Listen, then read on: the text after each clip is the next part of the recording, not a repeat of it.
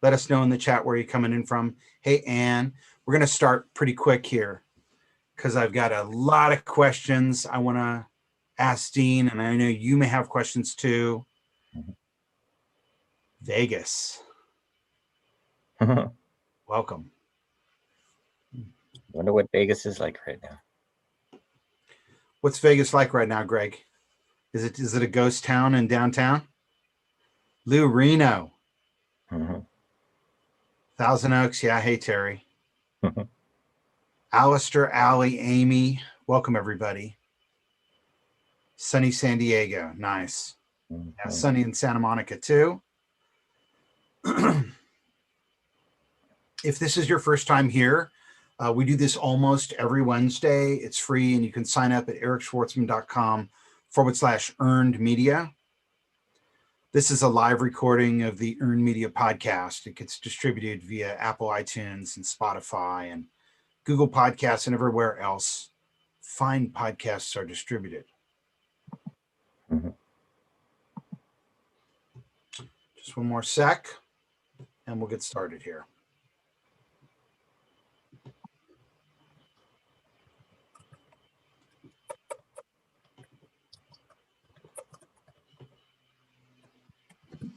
Okay, welcome. Our guest today is Dean Takahashi, who's been a journalist for 30 years. He's a lead writer for GamesBeat at VentureBeat, where he covers games, chips, hardware, R&D, and other tech.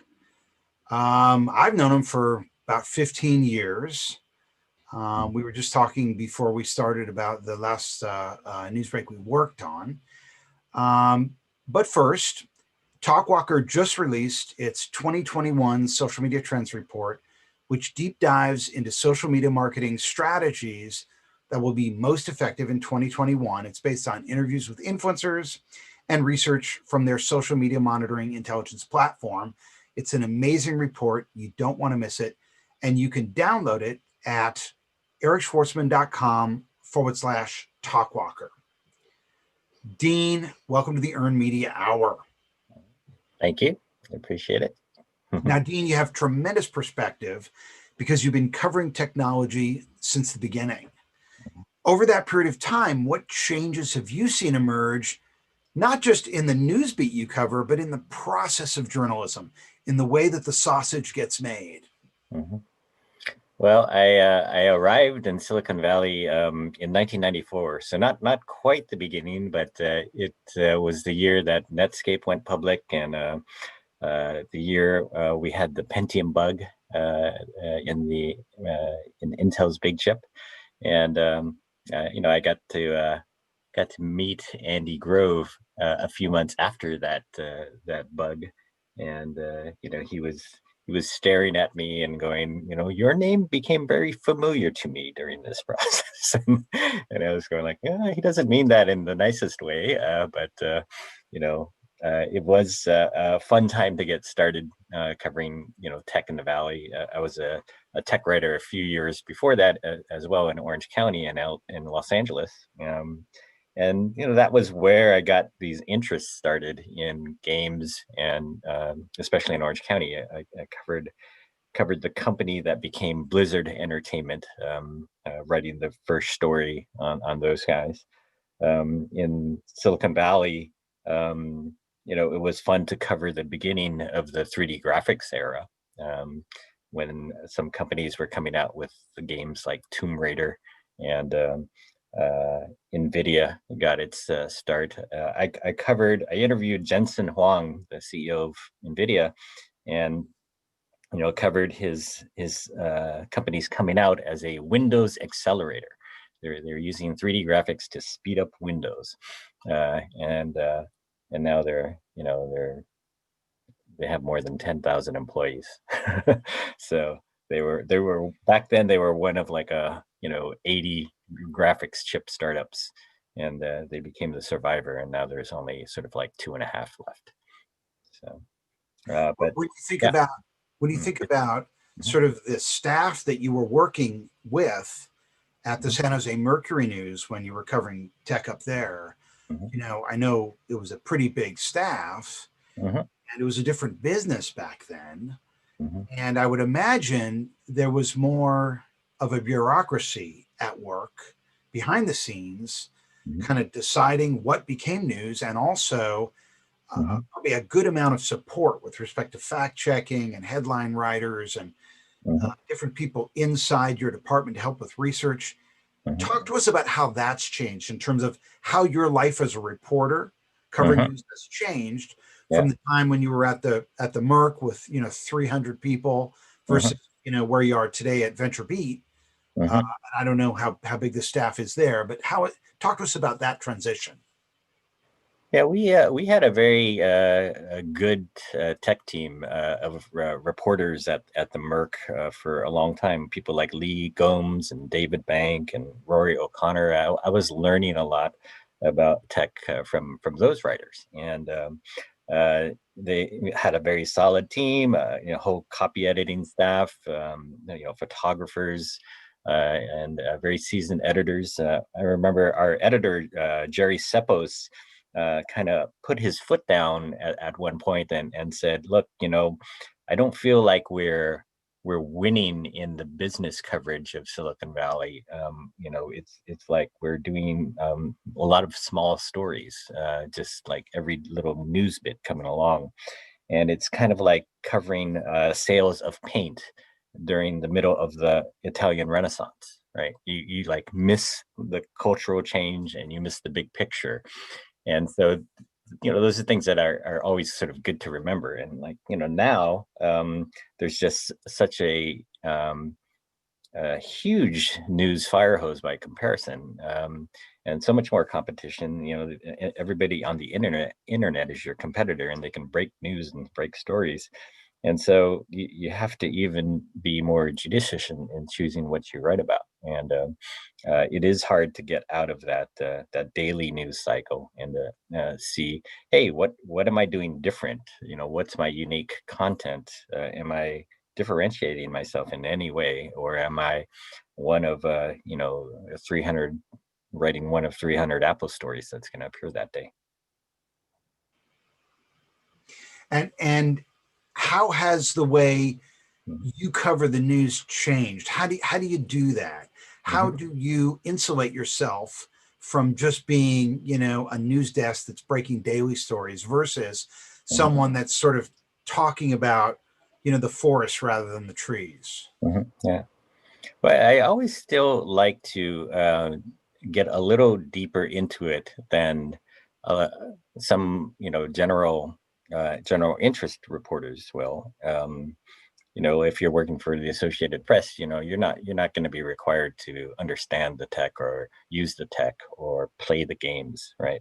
But I always felt like it was great to be able to get the demo of something, or see it live, to play a game and then talk to the people who created it. um, that to me is immersing yourself in what you're covering.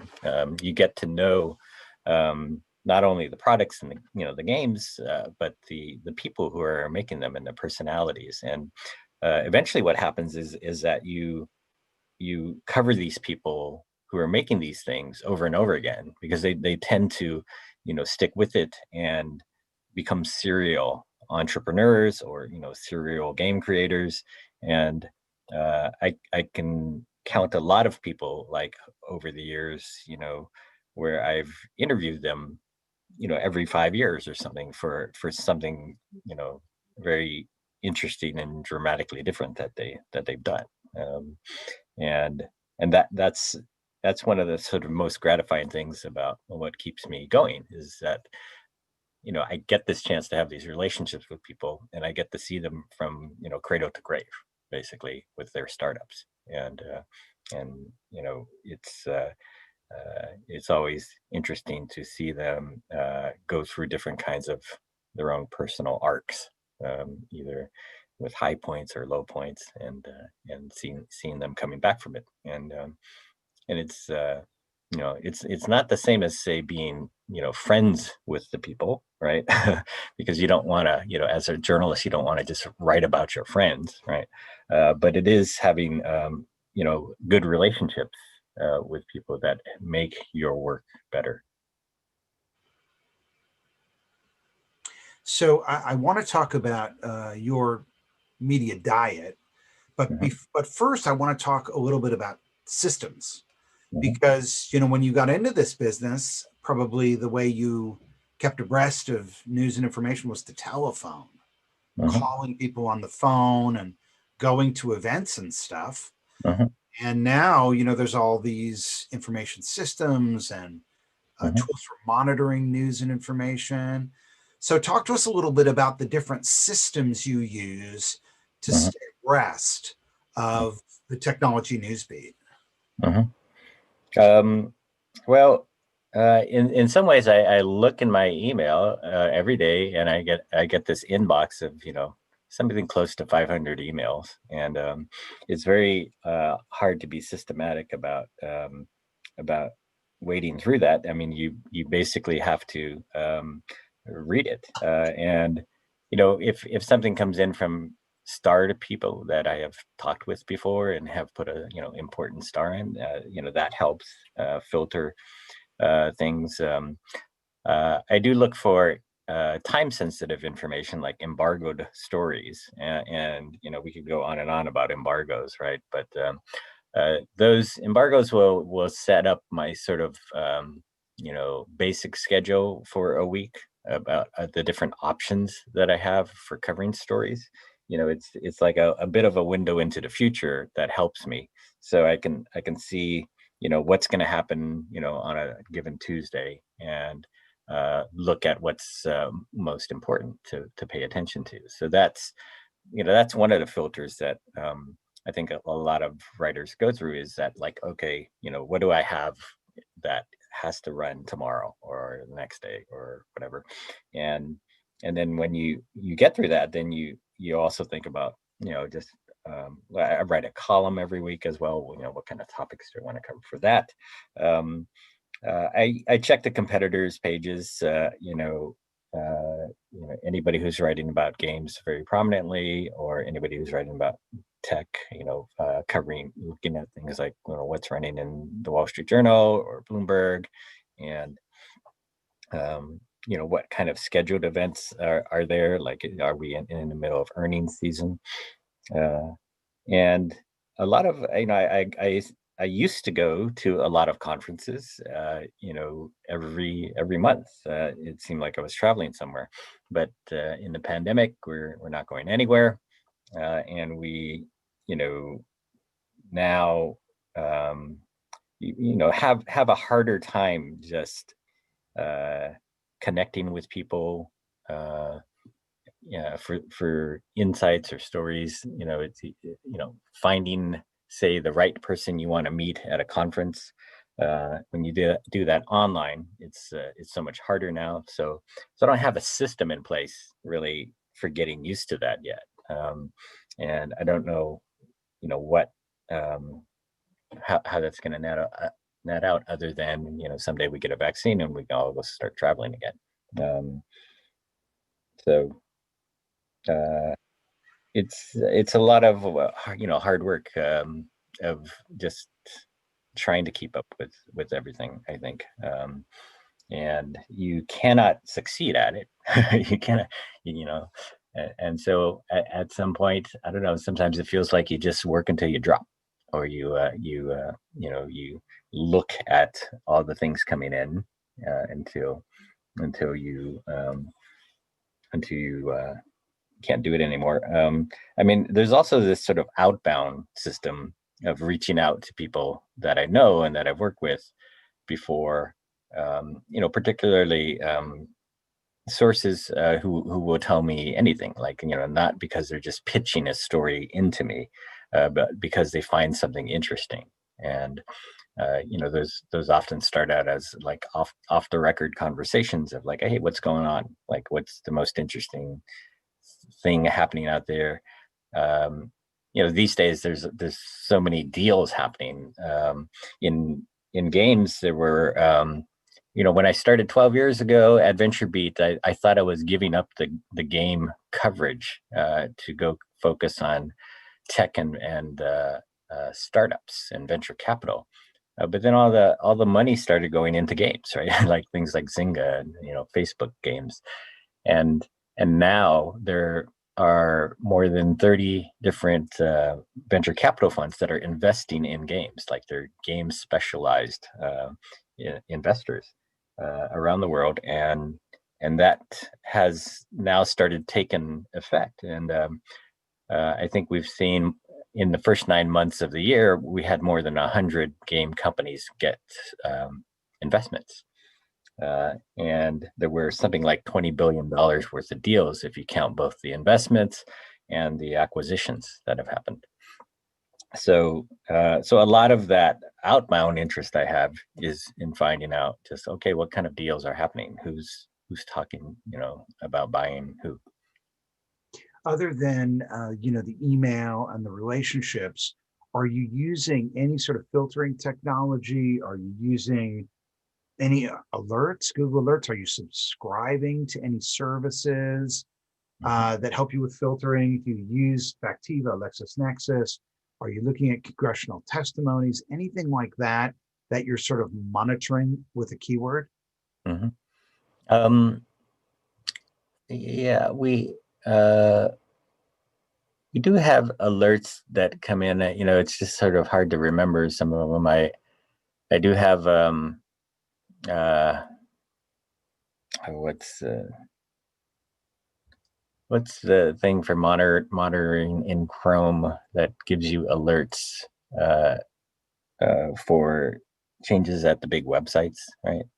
So we can get alerts that way. The name escapes me right now. I'm sorry. We So they just sort of show up in my inbox. I don't pay as much attention to where it's coming from, but yes, uh, we can get automated alerts of changes to existing websites, like Microsoft makes an announcement about Minecraft or something, right? But those aren't necessarily as important, because a lot of times um, they're telling us that that's going to happen in advance under some kind of embargo agreement. Um, and Yeah, I think there's just a lot more I could do, um, other than just going out and reading things, like reading what's out on Twitter, or reading. Um, I do look at for we don't have comments on our on VentureBeat, right? Because we just got so much comment spam over the years. But so I do seek out uh, commentary from people about stories in different places, like on Reddit for games, or on Reddit for games journalism. Like, there's a whole ton of rabbit hole information there. Um, or when we post videos, the comments that come in on YouTube as well. Um, and as far as, like, system about, like, say, what is hot? Like, well, I look at things on the game side. There's all kinds of ranking organizations out there that will tell you, here's the top 10 games of the month on Steam, or in any given area. But I also go, say, like, to Twitch, and I browse on the live streaming. What's and they rank them in order of popularity, and so I can see what's the most popular game that people are watching right now. And so what is the game that people are most interested in right now? And RC, Call of Duty Warzone will be pretty high, but when something else comes along, it'll shoot ahead of it and shoot to the top. And so there's some perennial games there, like, say, League of Legends. And if you can see that there's a brand new game that's out and it's more popular than League of Legends on Twitch, then that's a little signal that tells you something about, like, okay, maybe I need to pay some attention to that particular game, right? Dean, who are some of your favorite voices in tech media, tech news media? Mm-hmm. Uh, I, I I like I do focus on the game journalists that are out there. Uh, but I also like the writers who have over the years focused on culture stories, uh, and you know, tech culture stories. And so you know, there are a lot of writers at, say, New York Times or Wall Street Journal, at Bloomberg. Jason Schreier at Bloomberg. He was formerly at Kotaku, you know, and he's writing about games. And he had approached the beat from a labor point of view, really, and just sort of following issues and that were related to uh, you know, uh, companies that were overworking their employees, or companies that had harassment problems, or uh, and so he was finding people sort of he could talk to anonymously, and he, you know, talked to a lot of them at different game companies, and just sort of draw some conclusions about how those game companies operated, and whether or not they had issues that they, you know, were behind the scenes but ought to deal with. And so when, say, Ubisoft had some sexual harassment problems that surfaced in a very big way, uh, you know, a writer like Jason was on that, and could monitor it.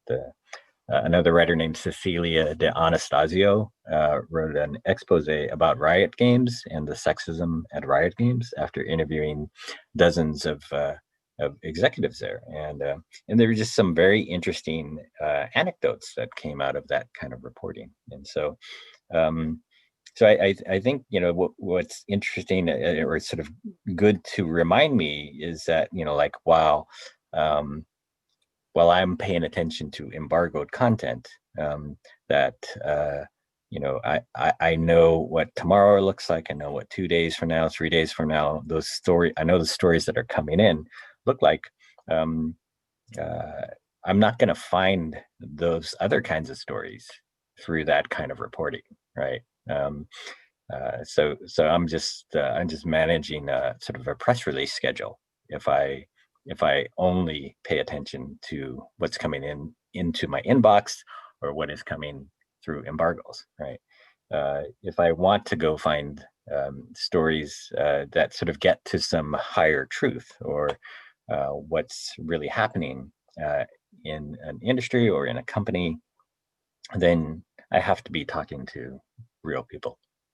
To what extent is it a Faustian bargain? Mhm, Because on the one hand, mhm, you're getting advance access to stories before they break, so mhm, that you can really dive deep, get access to the players, and prepare coverage that's meaningful, that mhm, breaks on the day when the embargo lifts. Whereas if you were to cover more on a more investigative track, mhm, might that compromise your inclusion in those embargoes? mhm.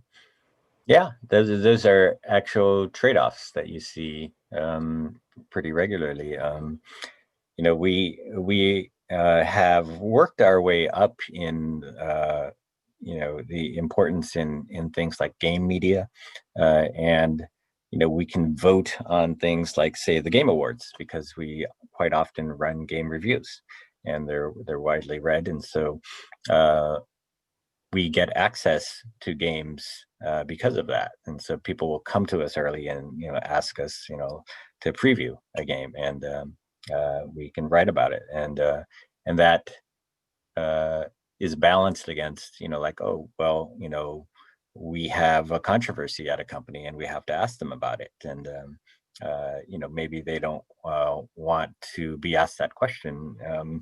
They would consider, you know, not inviting us to some event where we could ask questions, right? Uh, you know, I think, you know, it's very useful, though, to have access to all the right people, and then to figure out how to use it to deliver some kind of balanced coverage.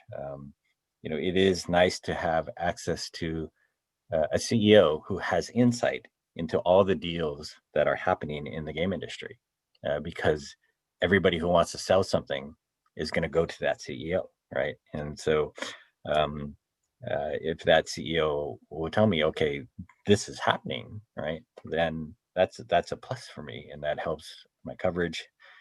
gets us stories first and helps us also get more readers. But if the story is there's a sexual harassment lawsuit against this leader, right? Then uh, you know that that is not something you just skip, right? You have to write about that, and if it loses you some access, you know that's okay. And sometimes it will you realize that when you lose access to something, it's often temporary, right?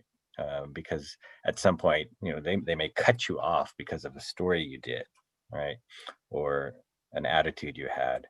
Um, there were I recall getting cut off by Microsoft after I was writing a lot of stories that had sort of an insider view to them.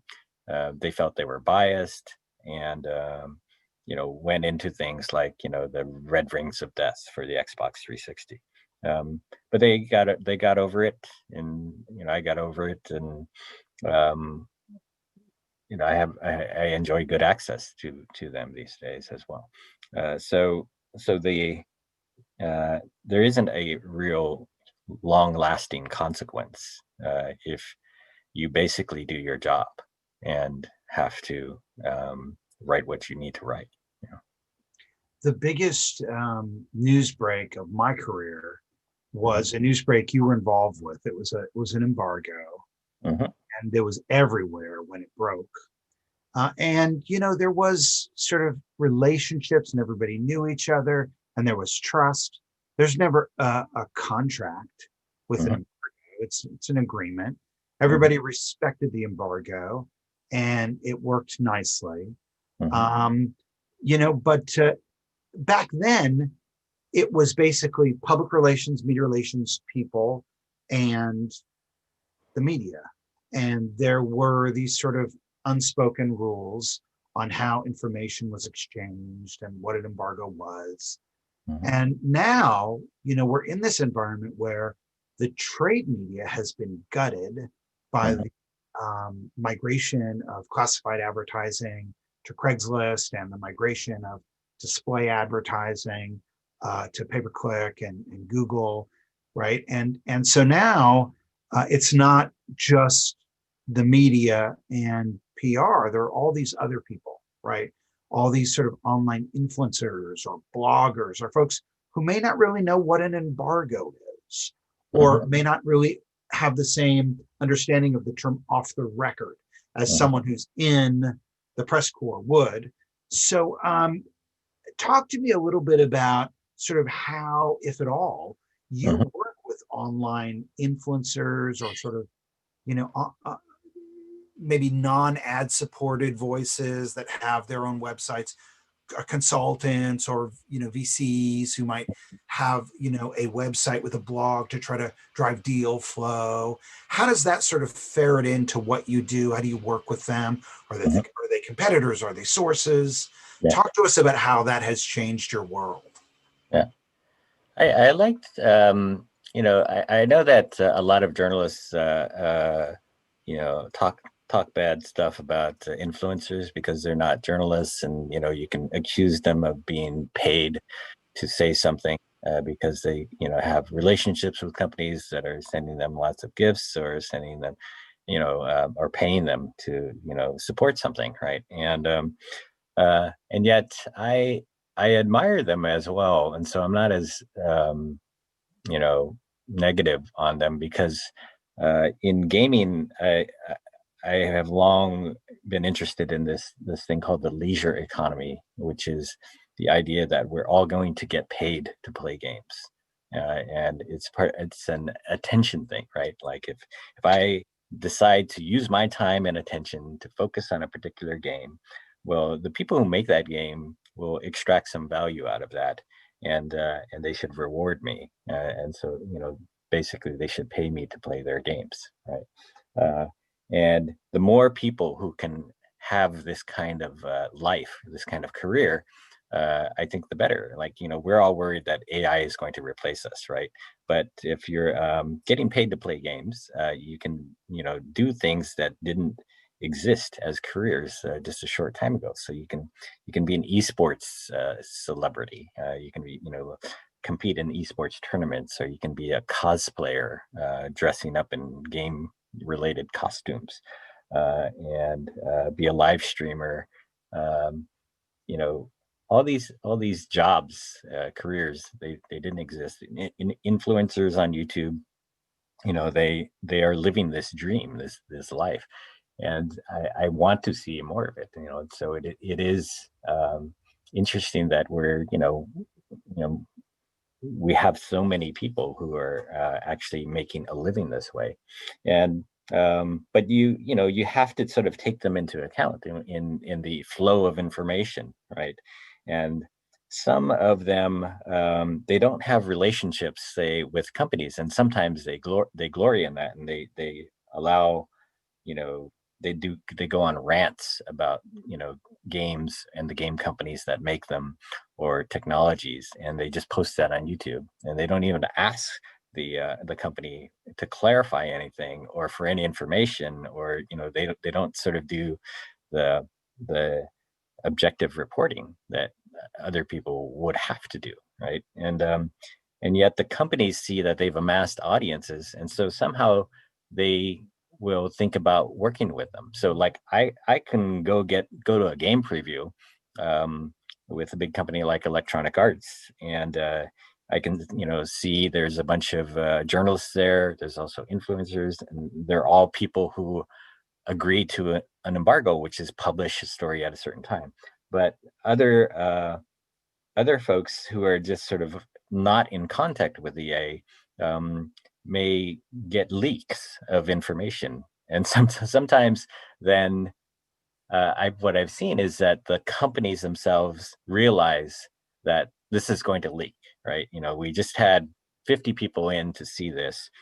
Somebody somehow is going to leak this out, and it's going to preempt our announcement. And so sometimes the companies will dribble it out. They will leak a little piece of information to some of those people that normally they wouldn't work with, right?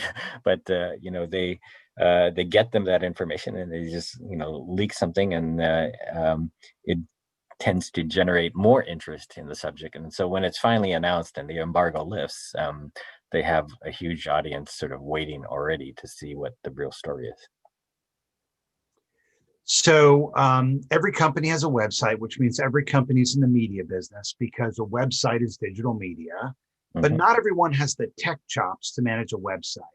Mm-hmm. And most organizations have more important things for their in-house IT to do than support web content management.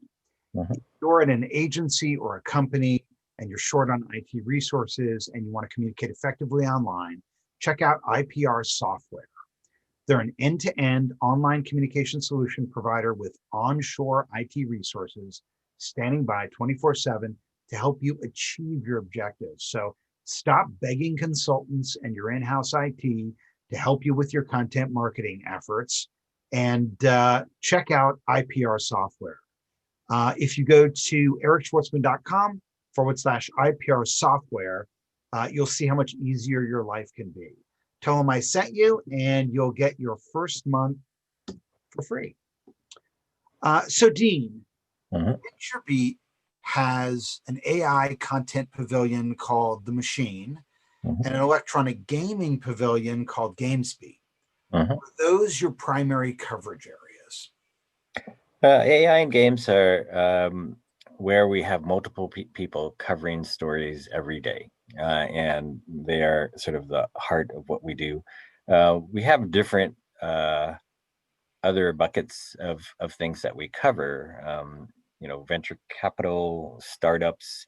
Uh, we're likely to put more emphasis on the enterprise soon. Consumer technology is a big area that any tech news site tends to cover, but uh, that's not always a battle that we can win, right, with our limited resources. So that's why we like to specialize more in some things like games and AI. Is that we know that we can do some of the best coverage that there is, and we can get access to the right people in those areas. Uh, Whereas, sort of general tech coverage that everybody can do, um, I think going forward, we may choose not to do them as much. Um, like as an example, when Apple reveals a new product, right? How many journalists are there? How many journalists are covering that right at the same minute? And are people going to come to our website just to see that coverage? Um, Probably not. So that's like a battle we would lose. And I think it is important for publications to figure out, where they can win and what battles they're going to lose. When you hear the name of the publication VentureBeat, Mm-hmm. you think venture capital, investing, startups, those types of deals. So when Mm-hmm. you look at AI and games, are you looking at it through that lens? Yes and no. I mean, we covered games long before there was any venture investing in games, and which is a relatively new phenomenon as far as just having those specialized, game venture capital funds I mentioned. Um, but but now that they are um bigger deals, yeah, we are paying attention. Like part of our publication is very much a business publication about the industry and looking at what is coming into the industry in terms of the startups that are forming, and what is exiting, like who's getting acquired. Microsoft bought Bethesda for $7.5 billion.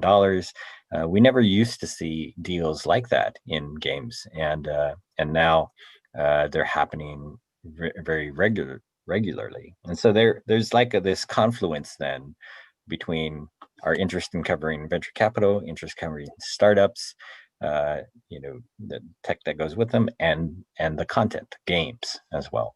And what I've always liked doing myself is covering the intersection of different industries. And so like semiconductors was something that I covered first before I started covering games.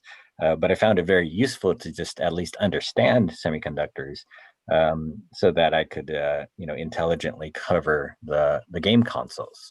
And when there were issues with the semiconductors, the chips, then I could sort of blend the knowledge from the chip side and the game side together, and get better stories as a result. Like uh, you know it has, I think, also paid off to have this interest in the far future, so like science fiction, right? So we do events now, and we have an event coming like on January 27th. That's all about the metaverse. And you think, so this is the notion of the universe of virtual worlds that are all interconnected, a online place where people basically live. And it came from the Neil Stephenson novel from the 1990s called Snow Crash. And um, it was science fiction. It's a nerdy idea, and it was a hobby for lots of people in Silicon Valley.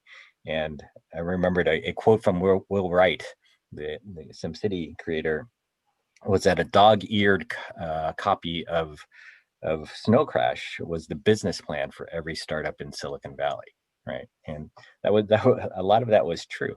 But now it's like no longer a hobby, and it's no longer science fiction, and it's real, and it's something that's coming. And we have enough people to speak about it to put together a full day's worth of a conference, because these people have made it their day job to make the metaverse happen. And it's part of the business plan. It's part of the strategic plan. There are venture capitalists who have this sort of baked into their reason for being venture capitalists, and uh, they realize that they can accelerate it now because of the pandemic, and that if we can't go meet people in person, then maybe we should go meet them in the metaverse, and it will be better than the Zoomverse that we're all stuck in. Right. Talk to me a little bit about the sort of the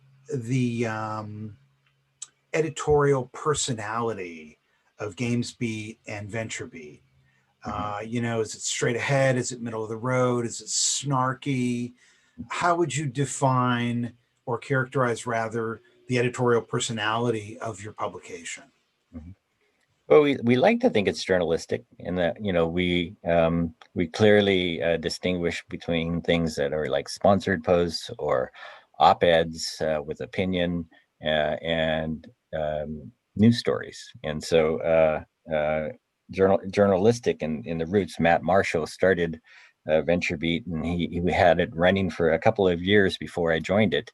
And he was my colleague, a former colleague at the San Jose Mercury News, covering venture capital. So he's a journalist. He's still our CEO, and we had that journalistic leaning from the beginning, where we were going to write about companies and industries, but we're also always going to try to get multiple views on those stories, and talk to those companies rather than sort of just pulling our opinions out of the air like a lot of bloggers did, who didn't have any, say, journalistic roots.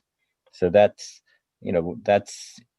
um, important for us as far as just our heritage. But on our day-to-day stories, we don't, as since we started as a blog, as a modern, tech news site that was not a newspaper or not a magazine, then we felt we could break some rules as well, so we can insert our opinions into the story that is a news story, as long as you know we had some backup for it. I mean, it's more like analytical reporting, I think, and then uh, relate some personal stories about people. Like, say, if I'm writing a story about a game, I can mention that I met these people 5 cycles ago, 20 years ago on a different game, and that you know, I can say personalize the story by bringing myself into it and saying, I met these people and I watched them do this or something, right?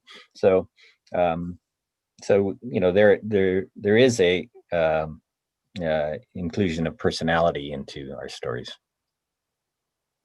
Yeah, it's interesting because objectivity, obviously was the goal in journalism, but it seems like it's been that goal has become more elusive than ever Mhm. with the polarization, political polarization of news stories, and the bubble filters of the social networks showing us, what we're already seeing to try to extend our session time. Um, do you think we're becoming more sophisticated as a species about media and that we're beginning to maybe think objectivity is impossible?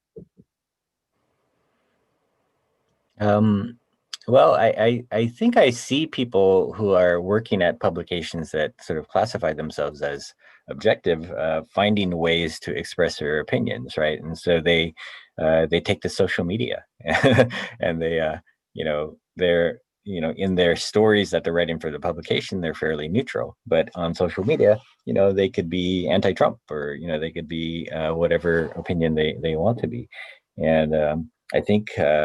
Intelligent people are capable of distinguishing, what's happening there, where you on the one hand are trying to convey a lot of facts in a published story, versus you know you get to have your own opinion and mouth off on social media.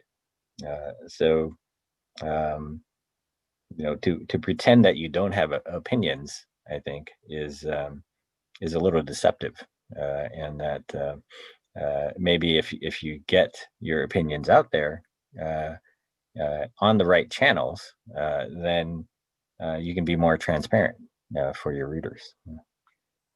Dean, seeing as how tech used to be a beat, now Hmm. tech is part of everything. Tech spirals into every news beat.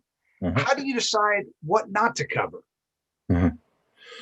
Well, sometimes, just, covering the latest Cisco router is not as exciting as covering the But in things. your beat, in Yeah. the area of Uh, AI, yeah. in the area of games, Hmm. how do you distinguish? You know what? This falls outside our realm on Hmm. VentureBeat.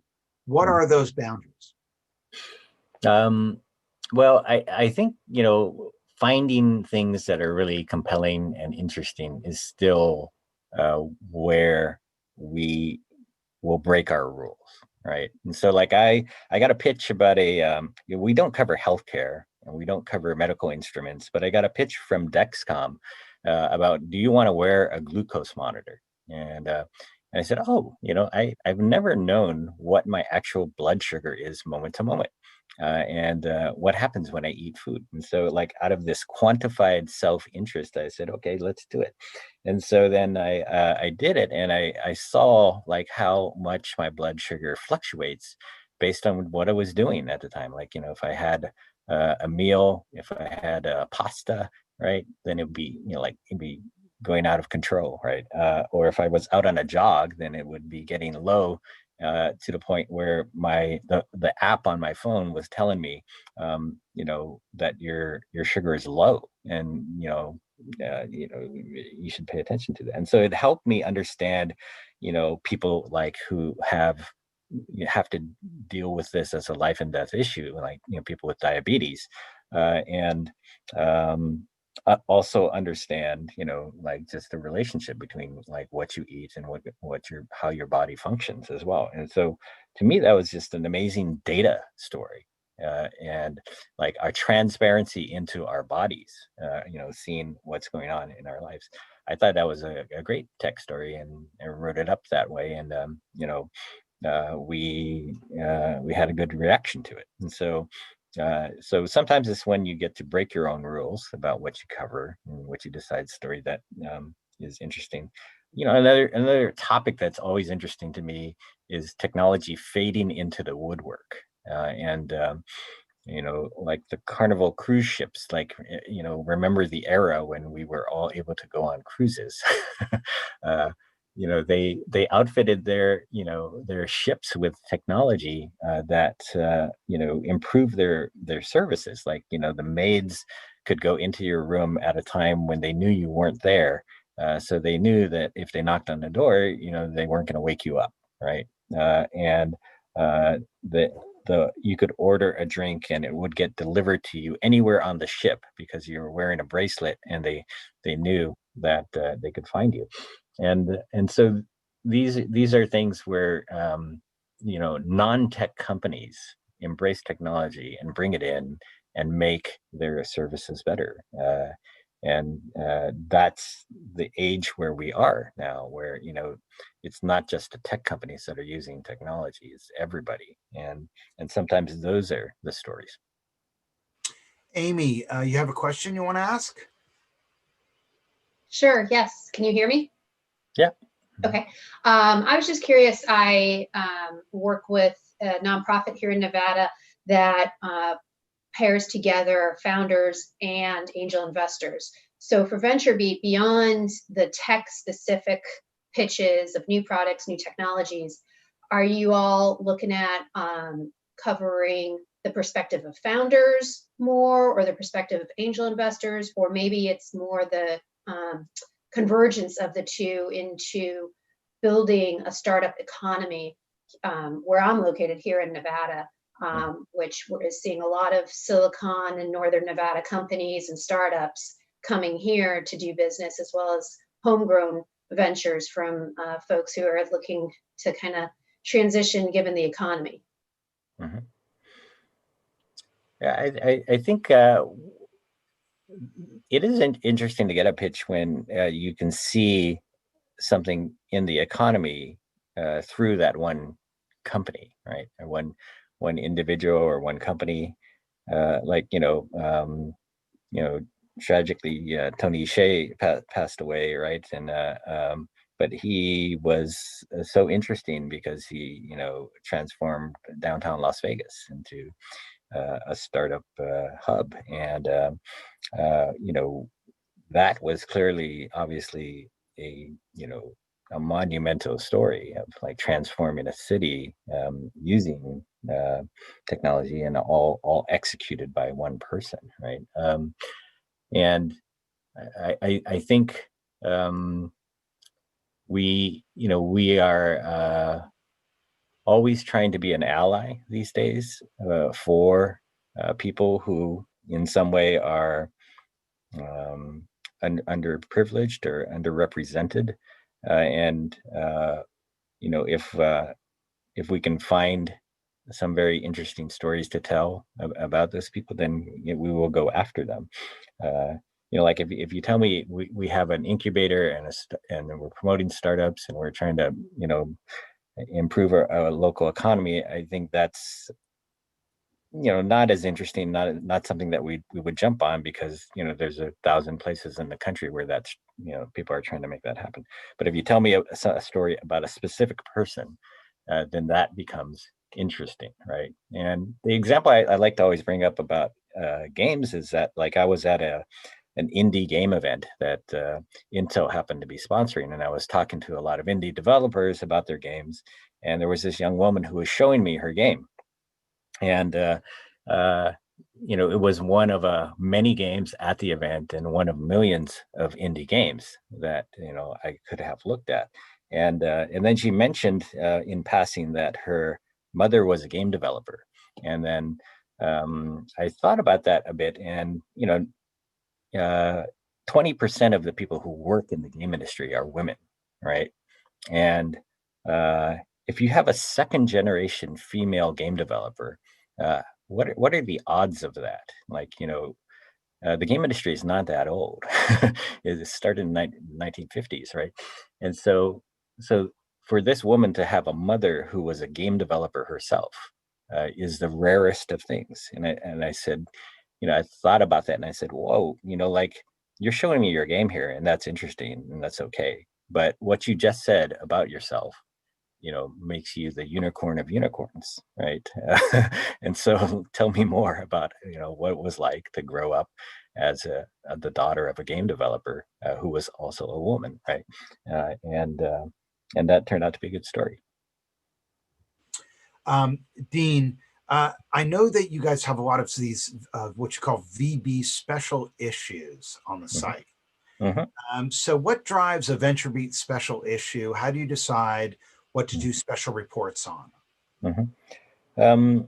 Well, they're like a collaboration of our business side that is seeking sponsorships, as well as editorial. And so the sponsors can come in and get exposure and sponsor a series, and that helps us as a business to get that kind of advertising. But the editorial part of it is sort of like figuring out, okay, if we have the budget to do a series of stories on one topic, what would we do, right? And so we choose, and like we have one coming up on healthcare in January, I believe.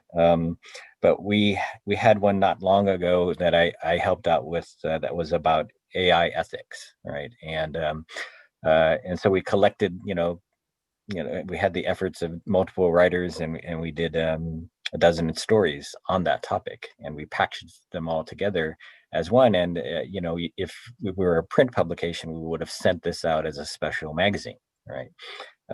And instead, we published all the stories at once, and we called them a special package, and that's what it was. And so there are all these related stories. Mine happened to be about a game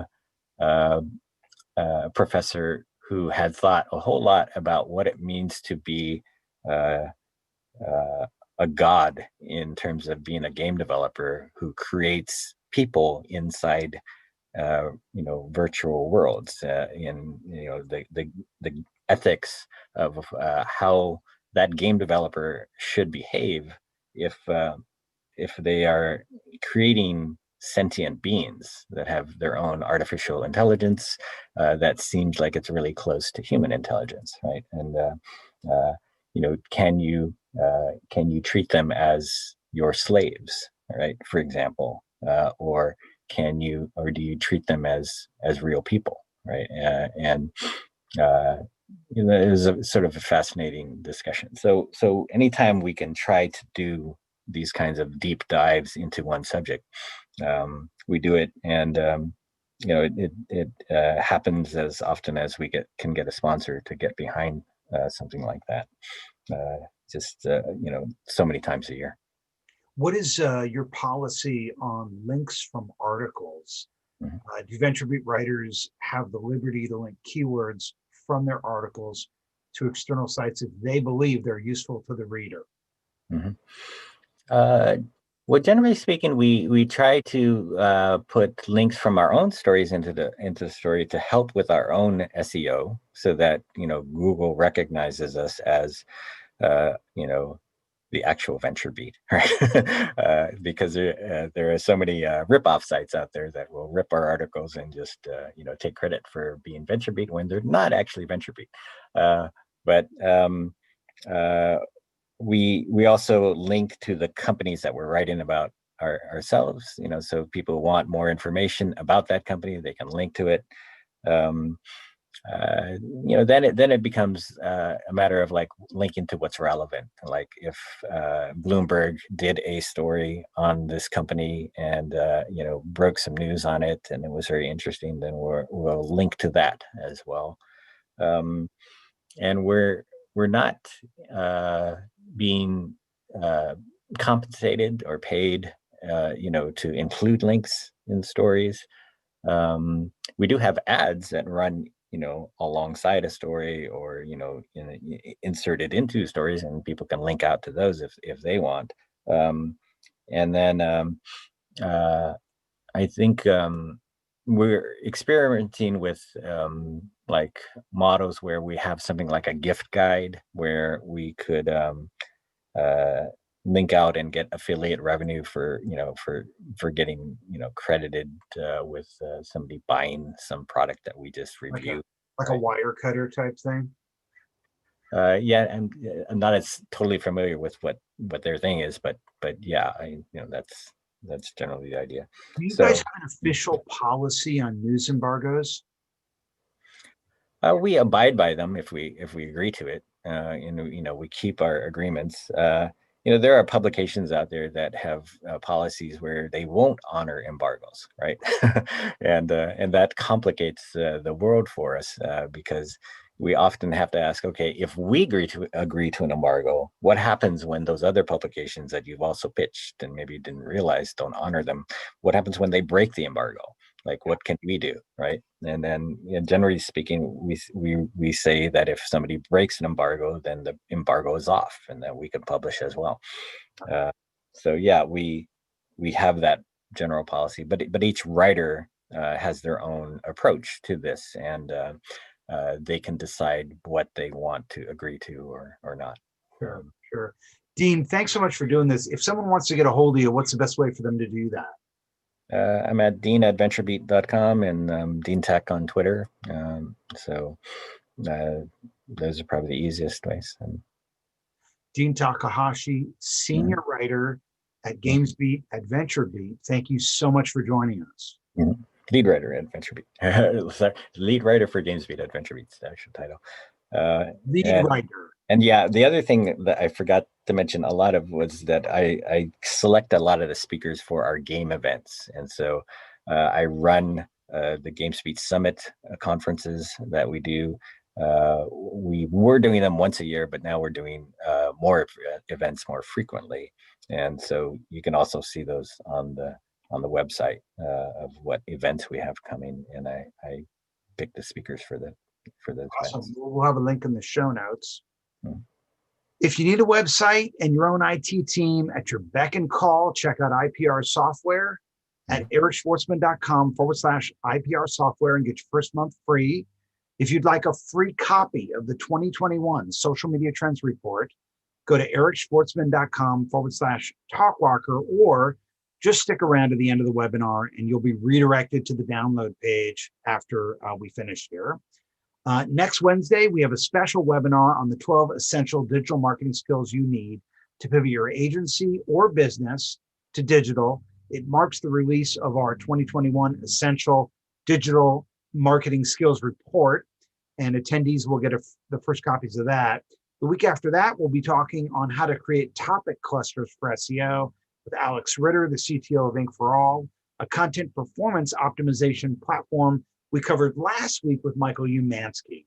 And you can find that episode on the blog at ericschwartzman.com/blog. That episode is already out if you like. To subscribe to the podcast and replay this webinar, go to ericschwartzman.com/earn media and sign up. Dean, thanks once again. And thanks everybody for joining us. Thank you, Eric. I enjoyed it. Thank you.